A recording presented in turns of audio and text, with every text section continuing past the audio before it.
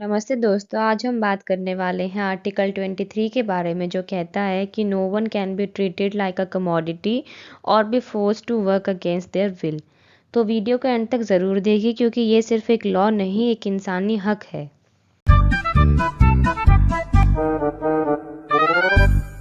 Article 23 कहता है कि prohibition of traffic in human beings and force labour. Clause 1 कहता है कि इंसानों की खरीदारी यानी कि ह्यूमन ट्रैफिकिंग।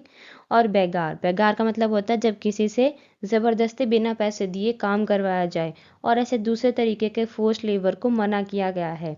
जो भी इस रूल को वायलेट करेगा उसके खिलाफ कानूनी कार्रवाई होगी। ये फंडामेंटल राइट है, डायरेक्टली इन्फोर्सेबल है against the state and private individuals as well.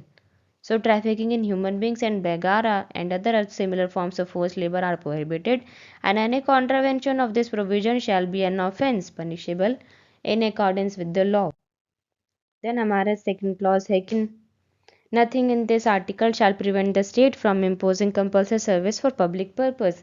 मतलब कि ये आर्टिकल स्टेट को ये नहीं रोक सकता कि वो पब्लिक पर्पस के लिए कंपलसरी सर्विसेज जैसे कि army services, disaster relief etcetera impose करे।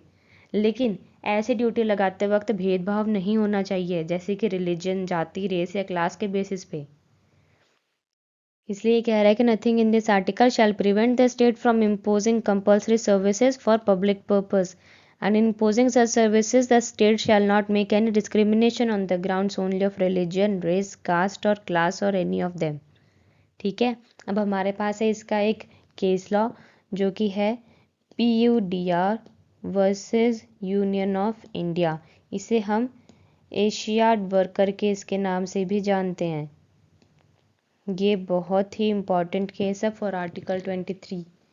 इसमें था कि labourers were not given their minimum remuneration as mentioned in the minimum wages act of 1948 और अनइक्वल इनकम डिस्ट्रीब्यूशन था अमंग मेन एंड वुमेन। तो इसमें ये कंसेप्ट भी हाईलाइट हुआ था कि अनइक्वल इनकम दी जा रही है और उनके मिनिमम वेजेस भी नहीं दिए गए थे as mentioned in the minimum wages acts. तो सुप्रीम कोर्ट ने बोला कि आर्टिकल 23 में जो वर्ड है ना फोर्स्ड, जैसा कि हमने आर्टिकल 23 के क्लॉज 1 में देखा था, उसमें एक वर्ड था फोर्स्ड यानी कि similar forms of forced labour. इसका एक वाइड मीनिंग है, वो इंक्लूड करता है physical force, legal force, other economic factors which force a person to provide labour at a wage less than the minimum wage. Article 23 is not just a protection against the state but also available against the private entities like contractors. So if a private contractor engages in human trafficking or forced labor, he is violating Article 23 of the Indian Constitution. And if the government hires private contractors, the government is responsible to ensure that workers' rights are protected. Minimum wages and basic working conditions must be enforced. Then हमारे पास एक और case है जो कि है Bandhua Mukti Morcha versus Union of India case.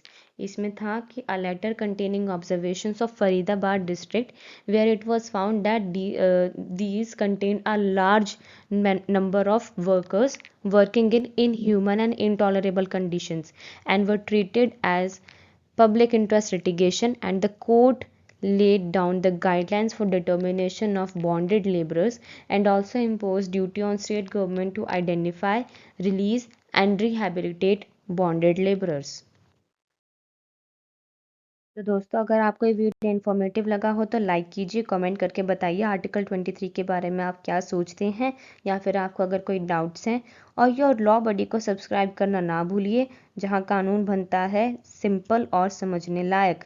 मिलते हैं अगले वीडियो में एक नए लीगल कंसेप्ट के साथ। जय हिंद।